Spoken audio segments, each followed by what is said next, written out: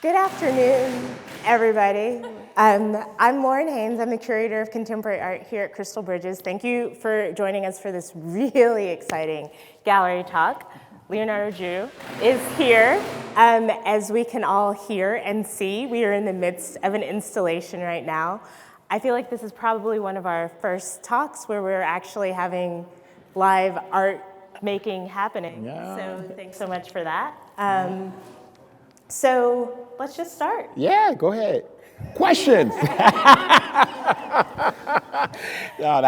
ahead, honey. I'm ready. You ready? Yes. So Leonardo, tell us how this project came about.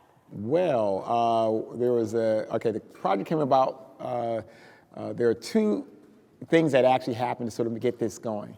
One was the exhibition at the De Young in San Francisco. The piece, which actually is in part this work, took up it was a 3-point perspective on 3 walls in the space.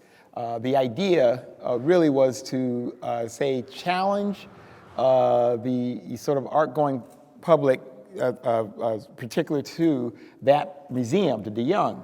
The De Young is kind of up against it because of the San Francisco, SF MoMA. But they have this fantastic location, and they have a huge amount of folks coming in, but they kind of needed a sort of a punch, so they hired me. I'm what you would call punch in the face. So it's like, so they had this piece that was up for some 10 years in that space, a huge, not mistaken, you know the artist? I do, and I was just, it will come to me. Yeah, gigantic painting by one of, Was it a Richter? Richter. And magnificent piece, really, but at 10 years, they kind of needed something to sort of like raise the profile. So they brought in a new director, and actually this fantastic curator, Claudia Schmuckley.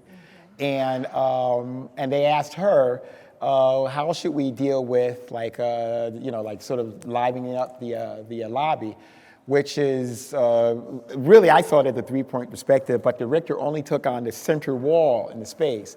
So when they asked me to come in, it was under the assumption that I would take on 3 walls. And just to sort of give you an idea of how I think about things and how I feel about actually making serious art, when they made the decision that, we have these 3, even though we had proposed 3 walls, there's this center wall, why don't we just focus on that? Because the other walls, it's like we never hang anything on those walls. And I said, well, it's a museum. You're supposed to hang art. So I think, in effect, you have to take a stand. I mean, as an artist, like if you're sort of under a situation where any institution attempts to dictate the creative process, you have to challenge that by actually challenging the museum itself in terms of what their commitment is to art. There's all levels of art being made, but when it comes to actually realizing, like if you're out to sort of raise your profile of your museum, and you're actually asking someone to come in as a punch in the face, then you have to get out of the way and allow that to happen so that you can get the machine sort of like to work correctly. So in effect, I'd say I have to take a stand and say, we were going to be doing 3 walls because actually, that is not only is it a perfect 3-point perspective, but if you're concerned about having to sort of now patch walls, patch holes on your walls, then you're in the wrong business. It's a museum. You make holes and you fix them. Yeah. But it's all about the art. So the art-going folks who, people who actually seriously want to see serious art, then they should be allowed to have that, the full access of that. And that means the artist at 100%. So yeah, so they came back an hour later and said, okay, you were right, Yeah. But I got to see that installation the last weekend that it was on view, and there were so many people there.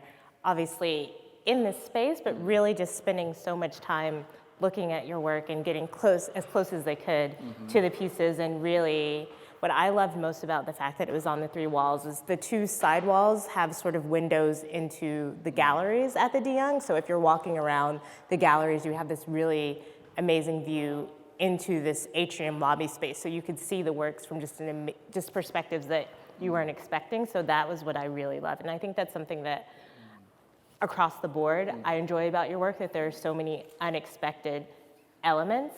Because when you look at your materials, when it gets past sort of mixed media, and it's like, oh, I'm using wood, I'm using paper, I'm using paint, I'm using these building blocks, but you transform them. Can you talk a little bit about that? Those are listen, if you take on paper for the sake of paper or canvas for the sake of canvas, then you're kind of just repeating, or you're not raising the level of creativity.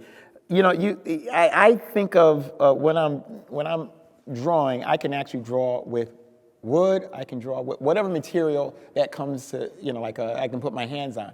At the moment, I'm actually in China working with porcelain artisans. And porcelain is a very temperamental material. I mean, it's just smashes just by just touching it. I mean, depending on the type of clay that you're using. Like in the beginning, I was working with something called Blanchischen, which is the white porcelain, extremely fragile, and it was just coming right out of the kiln, and it was just broken. So I was like, okay, you know what? The material is not wrong for doing what it needs to do.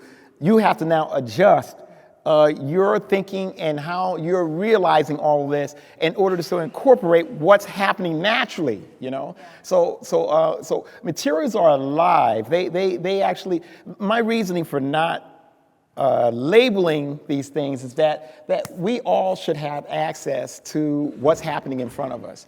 If I told you what to think about when you're looking at the work, this is ridiculous. It's like, I fight this all the time. And I get in trouble all the time for saying this. But it's like, these things should be mirrors. So when you're standing in front of it, you should have the full-on experience. That means you're looking at it, how you're seeing it, it's extremely important. You're complicit in actually completing the work in terms of that. I am only the sort of conduit for sort of like making these things. I'm a tool for making these things, but I am not the most important aspect of actually the finalization of completing the work. You are actually complicit in this. So as you're picking up things, I mean, I've stood in front of people who are looking at the works, and I learned things about things that I wasn't even thinking about. It's like, shush. It's like, just get out of the way, let them, like, okay, at the Hirshhorn, when I did the exhibition there, the security guard had spent like most of his time in front of this piece. So when people would come into the space to see it, he would give them a tour of the work. One day I happened to be in the space when he was doing this. Yeah. And I just didn't know that he was doing it, just there it was. And my friend was with me, and he said, you have to stop him. And I said, why? So it's like, this is the opportunity for us to learn something, And in fact, what ended up happening was, I heard all the things that he said. I thought it was amazing. And I said, where'd you get all that information? He said, well, the artist told me.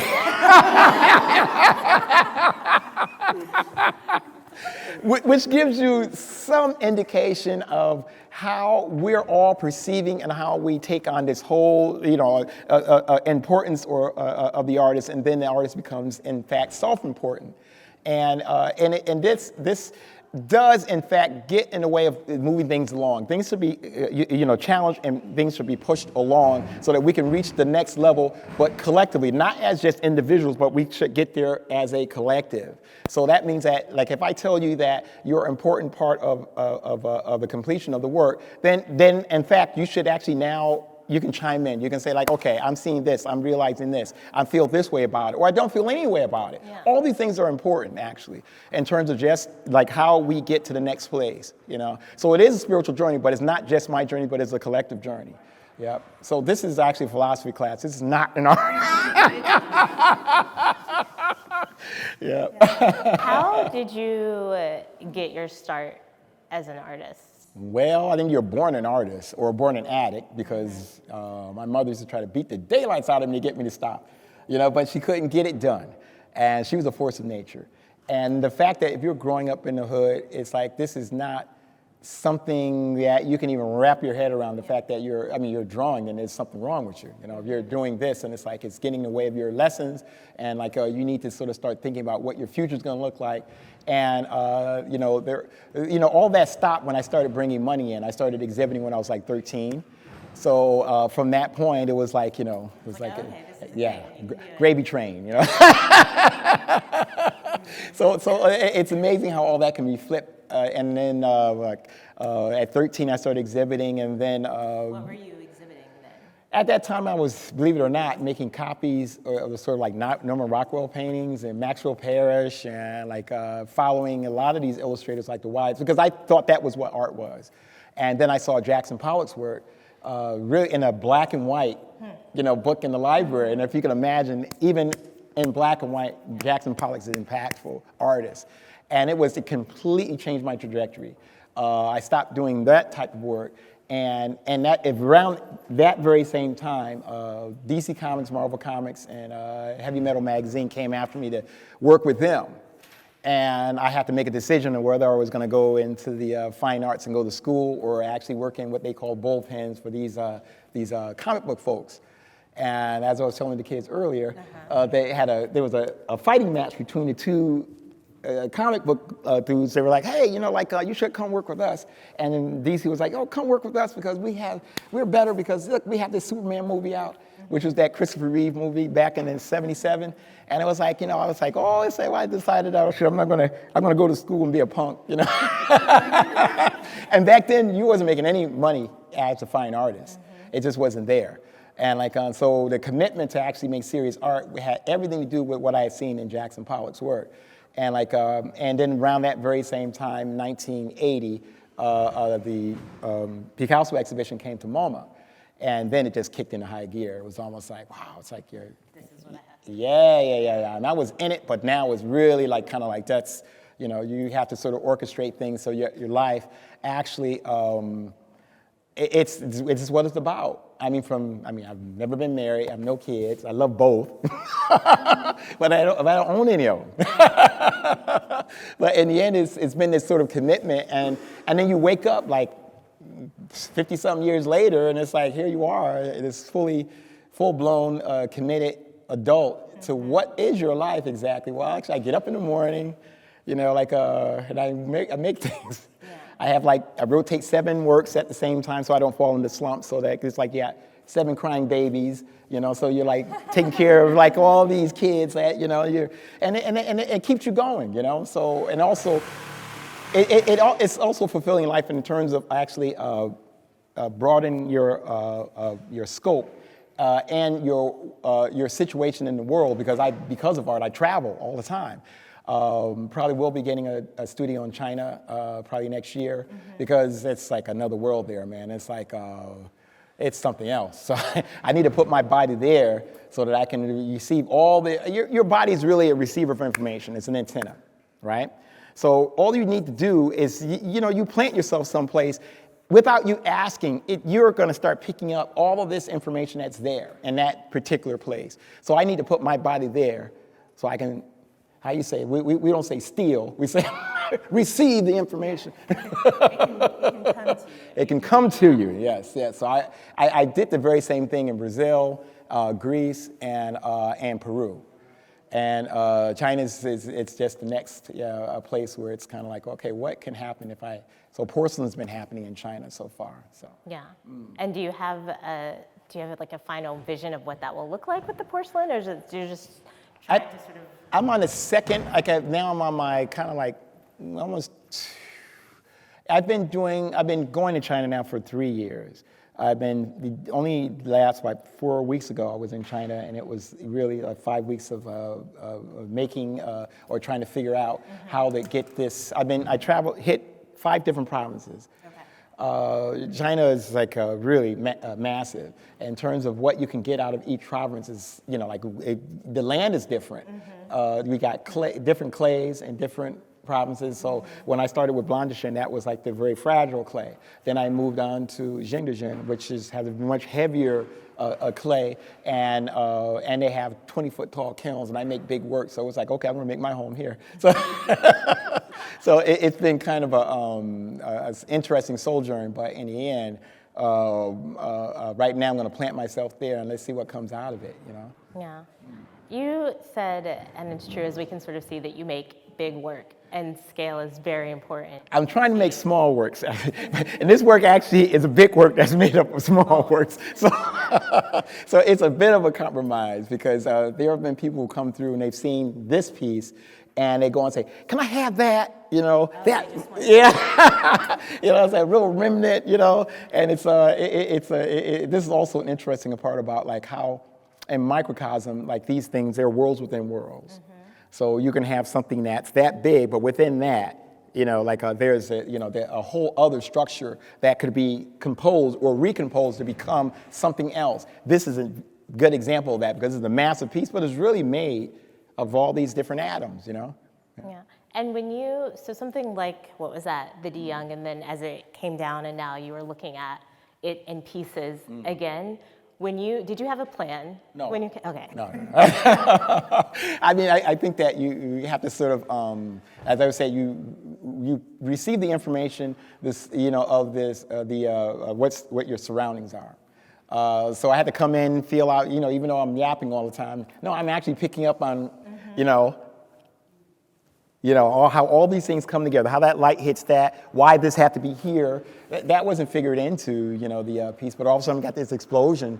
It had everything to do with these arches, and actually looking at that too. Yeah. So it's like it influenced, okay, this piece was one thing there, but actually it's fluid enough and flexible enough to become something else. I think that we should be adaptable. Life is full of surprises, so you should actually be able to be like water, right? Be fluid. Yeah. And I have to say, I've been spending some time down here. A lot of time. No one looks for me if I'm down here. No one is asking me to do anything else, so I like it. But just watching your process and sort of how you work with the team and how you're looking at materials and saying, oh, that one there, maybe this way, and it's all just sort of coming out as you're looking at the pieces and as it's growing out. But I also trained them to sort of to know too, like I was saying one to both, all of them actually, that consider yourself the weather. There's randomness, but there's actually a structure to that randomness, So like if you put something here, if you instinctively put it here, then it belongs there. Don't second guess, So it's like, a lot of times I see them do this and they think, no, it was here. So no, they're the first one. It was the first one, So it's an interesting dance that has to happen. I think as you move through life, actually, it's not a bad idea to sort of at least understand how your rhythm affects your decision making, Mm-hmm. And but you have to sort of for me anyway, I believe that you have to link that to how things form naturally, And we are a part of nature. We are not separate from it. So, that supposed randomness there, within chaos there is actually also structure. So understanding that, then you can sort of trust your natural instincts. Boom, yes, I went here first because I belong in this right here, And you start second guessing it, it's almost like, you might as well quit. We really are getting life lessons today. I said. You did. You did. You said this wasn't about art. This is philosophy. It's true. One of the other things that I really enjoy about this piece, and hopefully after we're done, if people haven't had a chance to peek around the corner, we can do that in an orderly fashion. But you started your work was very much on the grid and now what I love about this work is this explosion that we can see and that it's sort of connecting. And I don't know. Well, I'll tell you something. There's something be said about, the grid. Folks have looked at it and they've analyzed it and they've talked about folks like Agnes Martin and other artists who are, structurally working in minimalists. It's like my reasoning for actually starting with the grid had everything to do with how I'm going to get this thing out of the room. So it's about breaking up things so that you can actually manage them and actually also hang them, without a ton of assistance. So I've had situations, definitely in the very beginning, where I was making these massive things inside of an apartment building, and my friends would come over and say, "How are you going to get it out of here?" And so you now, start to sort of like think more about like, okay, I wasn't thinking about showing this stuff anyway, but what if, you need to get it out of here. If it was a fire, you have to get the work out, Yeah. So it's like, so these sections, it's never really been a dead-on sort of like, this is how I make things, and this is how I'm going to continue to make things for the rest of my life. So the grid is just a sort of a structure that makes sense only because of just the practicalities of it. Yeah. Yeah. I think we can open it up for questions. Stace, I see your hand. Yep. Mm-hmm.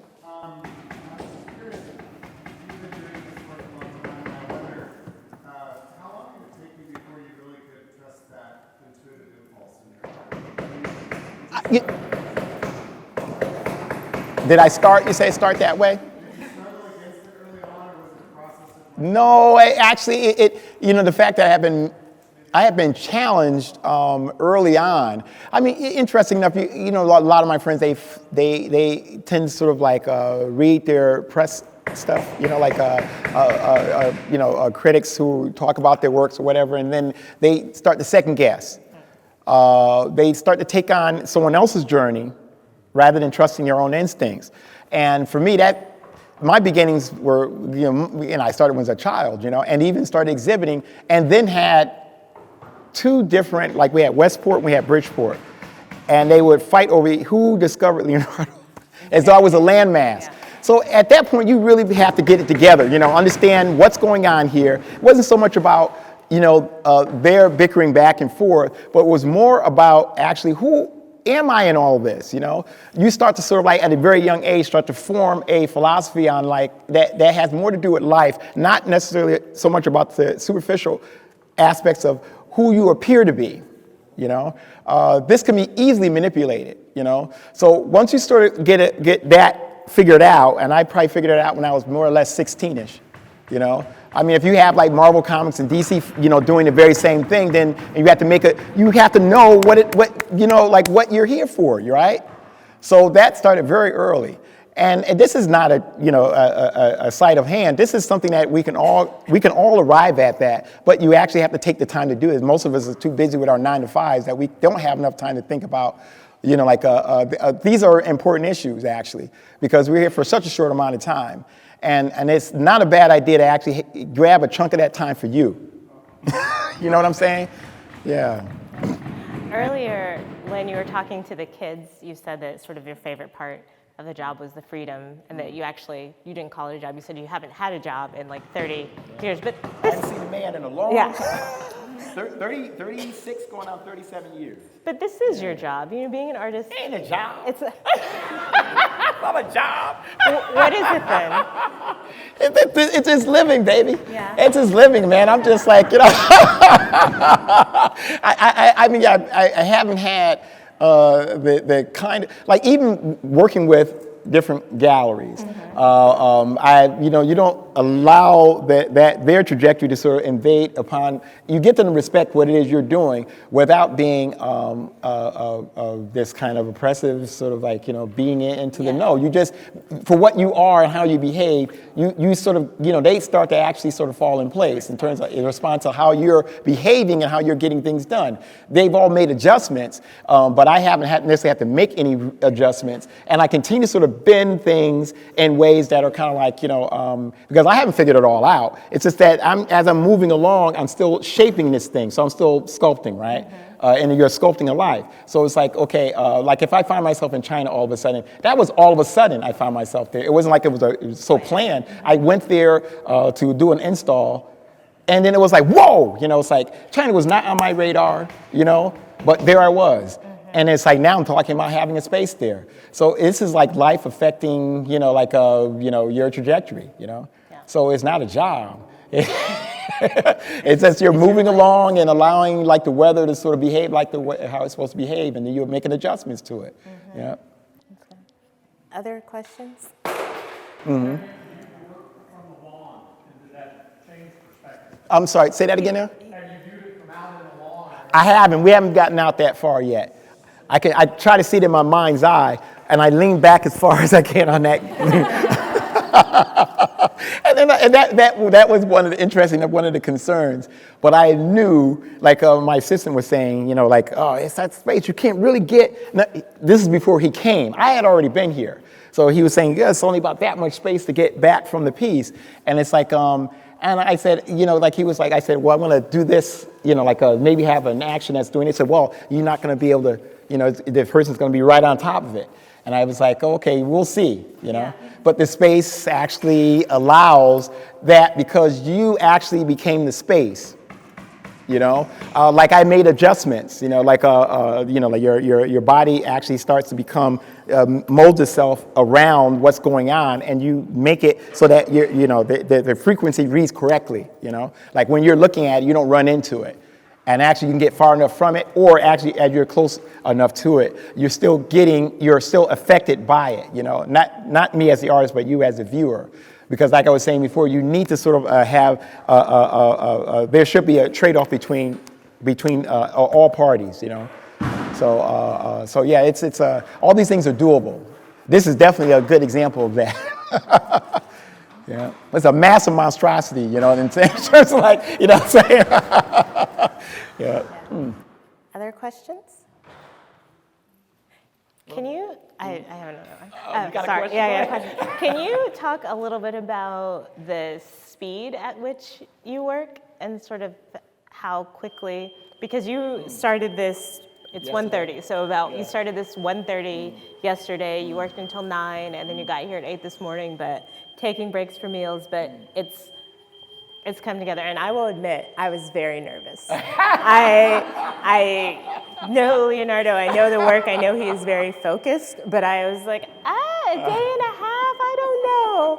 But can you just sort of talk about what happens once you sort of get in the groove? Well, I think you need to sort of, you communicate with the not only the surroundings, but with the folks you're working with, so that you have to bring them in. Otherwise, you're doing it like, really, I have to be able to trust, like, when I have my head turned, that they're actually doing the right thing. So like I said, you have to get them to understand what the philosophy is, and then they're brave enough to actually then attack, and then you can kind of divide and conquer. Otherwise, I'm doing like everything, so it's like, like in the studio, it's always like how I would call it, an island of sanity and a sea of chaos. That would be me in the studio. So in effect, like you have to actually manage all those things, all those elements, and this is just only a part. Only a part of that, so even meeting the other two guys, you have to communicate with them. You have to bring them in, and then they start to trust you, and they trust themselves, and then they feel like, I could do this, and then I think there are artists who work just the opposite. Yeah. It's like, and it's going to be a rigid. Realization of this. I get this, pretty much what I need to get out of the work by way of sharing the responsibility. So that's why I know that we can always get it done, like quickly. Yeah. If there was 30 hours in a day, we would have, When was the first time you didn't have to apply to a museum to do work? I never had to apply to a museum. They always came and got me. Yes, no. This has been going on since I was a child. There are other artists who can really pretty much say the very same thing, meaning like never had to take things around saying, look at this or whatever. It's been this kind of like, like from being a child to this, it's been pretty much like, I have realized something else, though, all right. I was told by a very shrewd gallerist that you have two things that you can work. Now, with me, I've always just let the work get out and kind of walk around, do its own kind of promotion. But there's the other thing too, is if a body is charismatic enough, you can actually get a lot of things going, and you can actually reverse this by saying, okay, the work actually is not that strong, but what I have to say is actually strong. And you can get out and you can promote that. So, like there are a number of ways to sort of to realize, the means to an end. So I mean, like I said, I have a lot of friends in the arts, a lot of good friends who are doing things differently, and there's nothing wrong with how they're doing it. It's just my way of doing it has been, now it's a little bit of both. I make myself available. This is making myself available. But usually it's like, I'm in the studio, it's like I'm working, and it's like you have to come get me.